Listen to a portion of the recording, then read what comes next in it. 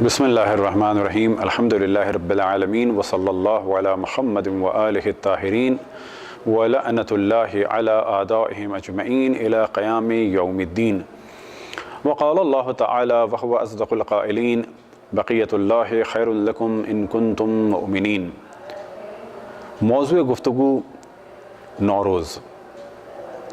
جیسا کہ آپ کے علم میں ہے کہ نوروز کہ جس کے معنی ہے نیا دن، پہلے گفتگو ہو اس عنوان سے کہ نوروز کے معنی کیا ہیں اور کس اعتبار سے یہ نیا دن ہے۔ اب اگر ہم قمری اعتبار سے دیکھیں تو ممکن ہے کہ کبھی نوروز پہلی تاریخ کو ہو، کبھی کسی اور تاریخ کو، اور اگر ہم عیسوی اعتبار سے دیکھیں تو ہمیشہ نوروز 21 مارچ کو ہوتا ہے۔ اب اگر 21 مارچ کو نوروز ہے تو پھر یہ نیا دن کس اعتبار سے ہے؟ یہ وہ سوال ہے جو بعض دفعہ بعض افراد کے ذہن میں آتا ہے۔ تو پہلے مرحلے میں توجہ دلائیں کہ دنیا میں مختلف کیلنڈرز ہیں۔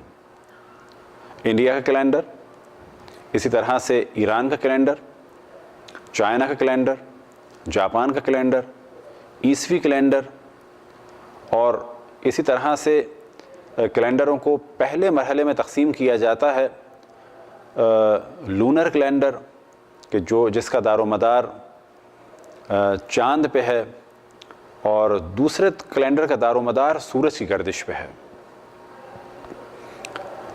جب ہم کہتے ہیں عیسوی سال تو اس کا دار و مدار سورج پر ہے، اور جب ہم کہتے ہیں قمری کیلنڈر تو اس کا دار و مدار چاند پر ہے۔ تو نوروز کیا ہے؟ تو ہم توجہ دلائیں کہ زمین کی ایک گردش ہوتی ہے خود اپنے جانب، اپنے گرد گھومتی ہے، اور اس گردش کے ذریعے سے دن اور رات وجود میں آتے ہیں۔ دوسری گردش کا تعلق ہے کہ جو زمین سورج کے گرد گھومتی ہے۔ زمین اپنے گرد ایک چکر لگاتی ہے، اور اس ایک چکر کو کہا جاتا ہے ایک دن اور ایک رات کا ایک دن۔ البتہ جہاں پر نارمل ڈیز ہوں، لیکن اگر قطب میں چلے جائیں تو وہاں اس کا حساب کتاب الگ ہے، لیکن زمین کا اپنے گرد جو ایک پھیرا یا ایک چکر یا ایک راؤنڈ ہے وہ 24 گھنٹے کا ہے، اور زمین کی ایک گردش ہے کہ خود سیارہ حرکت کرتا ہے اور سورج کے گرد گھومتا ہے، اور اس سے سال وجود میں آتا ہے، اور یہ تقریباً 365 دن کا ہوتا ہے۔ اور ان 365 دنوں کو عموماً کیلنڈروں میں ڈیوائیڈ کیا جاتا ہے 12 حصوں میں، اور 12 مہینے بنائے جاتے ہیں، اور ہر کیلنڈر میں یہ مسئلہ ہے تقریباً کہ کچھ دن 31 کے، کچھ دن 30 کے، اور آخر میں ایک لیپ ایئر رکھا جاتا ہے، کچھ جگہوں پر 5 سال کے بعد، کچھ جگہ پر 2 سال کے بعد، وہ ہر کیلنڈر میں الگ ہے تاکہ ان کی تعداد کو برابر کر دیا جائے۔ زمین کی گردش کو 12 حصوں میں ڈیوائیڈ کیا جاتا ہے، اور ہر حصے کو ایک برج کہا جاتا ہے، اور ان برجوں کے نام ہیں مختلف کیلنڈرز میں الگ الگ۔ جب زمین حرکت کرتے ہوئے پہنچتی ہے برج حمل میں، تو جیسے ہی برج حمل میں پہنچتی ہے تو یہ نیا دن ہے، اور جس لحظے زمین برج حمل میں داخل ہوتی ہے تو نئے دن کی ابتدا ہوتی ہے، اور اس نئے دن کو کہا جاتا ہے نوروز۔ اور جس وقت زمین اس برج میں داخل ہوتی ہے یعنی برج حمل میں، اس داخل ہونے کو کہا جاتا ہے تحویل، یعنی اس وقت سال بدل رہا ہے، زمین ایک برج سے دوسرے برج میں داخل ہو گئی، اور اسے ہی کہا جاتا ہے نوروز۔ یہ نوروز ایران میں، افغانستان میں، آذربائیجان میں، ازبکستان میں، چچینیا میں، ترکمانستان میں، اور اسی طرح سے بہت سارے علاقوں میں ایک ملی یعنی نیشنل ڈے کے طور پہ منایا جاتا ہے۔ اب ممکن ہے کوئی سوال کرے کہ ہم اسے کیوں مذہبی اعتبار سے مناتے ہیں، تو اس کے دو جواب ہیں۔ پہلا جواب یہ کہ کسی بھی نبی اور امام سے اگر پوچھا جاتا کہ ہمارے علاقے میں ایک کیلنڈر ہے اور جب نیا دن شروع ہوتا ہے تو ہم کیا کریں، تو بلا شک جواب یہ آتا کہ نیا دن شروع ہوتا ہے تو اللہ سبحانہ و تعالیٰ کا ذکر کرو، نماز پڑھو، عبادت کرو، صدقہ دو، کار خیر انجام دو، اور اسی کے ساتھ ساتھ ایک دوسرے کا خیال کرو، ملنا ملانا رکھو۔ تو ایک اعتبار سے تو دیکھا جاتا ہے نوروز کو کہ جب کچھ لوگ آئے اور آنے کے بعد انہوں نے ائمہ سے سوال کیا کہ ہمارے سال کی ابتدا فلانی دن اور فلانی تاریخ میں ہوتی ہے تو ہم کیا کریں، تو ائمہ نے دعائیں بتائیں۔ دوسرا اس اعتبار سے دیکھا جا سکتا ہے اور دیکھا جاتا ہے کہ جس کا ذکر بعض روایات میں ہوا کہ قمری اعتبار سے تو 18 ذی الحج، معذرت پہلے مرحلے میں بیان کریں، قمری اعتبار سے تو بعثت رسول اللہ 27 رجب کو ہوئی، شمسی اعتبار سے بعثت رسول اللہ صلی اللہ علیہ وآلہ وسلم نوروز کے دن ہے۔ اسی طرح سے روایت میں نقل ہوا کہ عید غدیر 18 ذی الحج کو ہوئی، لیکن شمسی اعتبار سے نوروز کے دن ہوئی، یعنی پہلی فروردین نوروز کے حساب سے، اور اگر کہا جائے تو 21 مارچ۔ تو ایک روایت جناب معلّہ ابن خنیس سے نقل ہوئی، امام جعفر صادق علیہ السلام سے انہوں نے نقل کیا اس روایت کو، اس میں کچھ موضوعات کو ڈسکس کیا کہ یہی وہ دن تھا کہ جس دن اللہ سبحانہ و تعالیٰ نے اپنی نبوت، اپنی توحید کا اور عبادت کا اور رسول اللہ صلی اللہ علیہ وسلم کی نبوت کا اور مولا امیر المؤمنین علیہ السلام اور ائمہ کی امامت کا اقرار لیا بندوں سے۔ تو قمری اعتبار سے، شمسی اعتبار سے یہ دن تھا۔ اور پھر روایت میں بیان ہوا کہ یہی وہ دن ہے کہ جس دن سورج کی روشنی زمین پر پڑی، یا سورج کی روشنی کا پہلا دن تھا۔ اب ظاہر ہے کہ سورج کی خلقت ہزاروں سال پہلے ہوئی، حضرت آدم سے پہلے ہوئی، لیکن روایت میں بیان ہوا کہ سورج کی خلقت یا سورج کی روشنی کا پہلا دن بھی یہی نوروز تھا۔ اسی طرح سے جس دن ہوائیں چلیں اور روایت میں بیان ہوا کہ وہ ہوائیں کہ جن کے ذریعے سے فصل اگتی ہے اور بہار آتی ہے، تو یہ ہوائیں بھی اسی دن چلیں۔ اسی طرح سے جناب نوح کی کشتی بھی اسی دن کوہ جودی پہ آ کے رکی، اور اسی دن رسول اللہ صلی اللہ علیہ وآلہ وسلم نے مولا امیر المؤمنین علیہ السلام سے بتوں کو توڑوایا، اور اسی دن رسول اللہ صلی اللہ علیہ وآلہ وسلم نے اس وادی میں قدم رکھا کہ جہاں پر جن تھے اور جنہوں نے آپ کی بیعت کی۔ اور اسی دن کے بارے میں روایت میں نقل ہوا کہ ظہور امام زمان علیہ السلام بھی اسی دن ہوگا، اور بعض جگہ بیان ہوا کہ دجال کو بھی امام زمان علیہ السلام اسی دن قتل کریں گے۔ البتہ دجال کے قتل کے لیے دو جگہوں کا ذکر ہوا روایات میں، ایک ہوا ہے کوفے میں کہ کوفے میں قتل کریں گے، اور روایتوں میں ایک جگہ نقل ہوا ہے کہ امام زمان علیہ السلام دجال کو باب لد پہ قتل کریں گے کہ جو فلسطین میں ہے، اور اس وقت یہ لد کا علاقہ اسرائیل کے ہاتھ میں ہے۔ کچھ اعمال بیان ہوئے، اور ان اعمال کو بیان کرنے سے پہلے ایک رسم بیان ہو کہ اس دن ایک دوسرے پر مختصر سی مقدار میں، البتہ اس صورت میں جب کسی کو اذیت نہ ہوتی ہو اور اسے پتہ ہو کہ اس وقت محبت میں مجھ پر کچھ پانی پھینکا جا رہا ہے، تو یہ کچھ پانی پھینکنا بھی ایک رسم کے طور پر ہے۔ اور اس رسم کا دار و مدار ہے کہ روایت میں نقل ہوا کہ جناب حزقیل کہ جو اللہ سبحانہ و تعالیٰ کے ایک پیغمبر تھے، وہ ایک قریے سے گزرے کہ جہاں پر طاعون کی وجہ سے وہ پورا گاؤں ختم ہو چکا تھا۔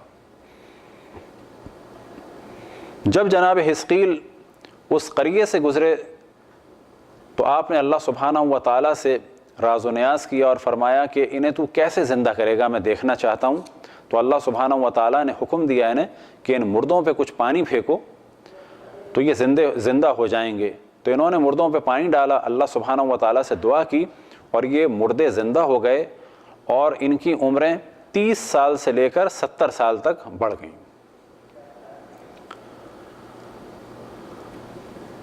جس دن یہ واقعہ ہوا تو روایتوں میں بیان ہوا کہ وہ بھی نوروز کا دن تھا، یعنی شمسی اعتبار سے وہ 21 مارچ کا دن تھا۔